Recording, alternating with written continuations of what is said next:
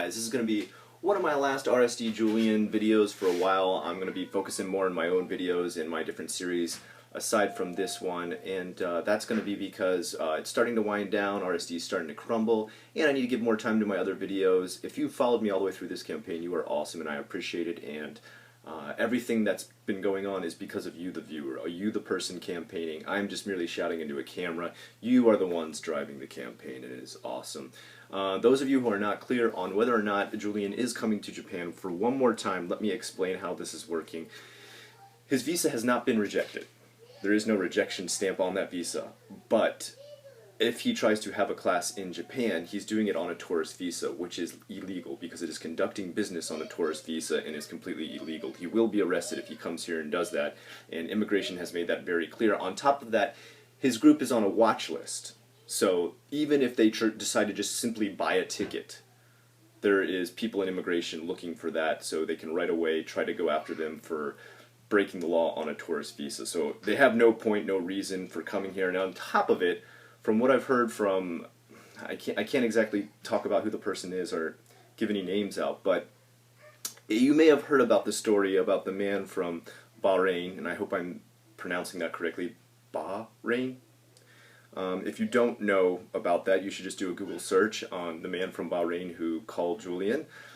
Apparently Julian's pissing his pants over that one. He is extremely scared. The man did not threaten him physically or say he was going to do anything violent, but he listed a litany of things that could happen to him and then ended the call by saying, "That is a warning." And if you listen to it, it's a pretty threatening call, and the man is obviously very infuriated and very angry at all of RSD and Julian. So from what I've heard, he's had a major impact. Highly educated man who was able to do all of this stuff. He is not Japanese. If you know where Bahrain is, I think you can figure out where he's from. But apparently he's highly educated and able to go ahead and obfuscate everything about his identity and keep himself secret, which is amazing. And he has really been a warrior for this campaign, an amazing warrior for this campaign. And I actually got a call from a person who is a friend of his who let me know about all the things that he's done and how he really supports you guys, that he's amazed what you guys have done with this. He was happy with my channel, which I was quite flabbergasted. I was quite surprised and flattered by. Although he will remain a mystery as to who he is a highly educated man who you may see many a book published by in the future.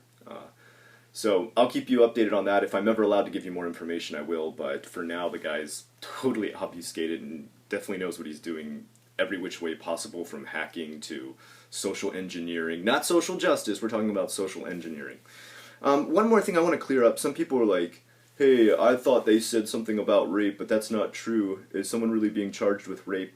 Let me go ahead and just read you the news report, exactly, the one that I was talking about. It says, Global News. Global News reports that co-founder of Real Social Dynamics, Owen Cook, posted a video on YouTube of a seminar in which he discusses with a group of men a sexual encounter he had with a stripper. While Cook was not accused or charged of rape, this is just the latest scandal to rock the date coaching company, who were forced out of Australia last week after protests over their violence on women. This is what he's quoted as saying. "I didn't think she wanted to have sex again, but I just threw her on the bed," he is reported to have said on the video, which was since taken down. It's pretty bad when they have to keep going after all these different videos and taking them down. I'm saying RSD is having to take them down themselves. And he continues on, he says, "I'm like, I'll just make this quick because she doesn't even want it." Cook talks of the woman being just totally not in the mood, and that he didn't care about her response because he did not plan to see her again, Global News reported. So that's literally from Global News. You can go look it up yourself. I posted the link in the video yesterday.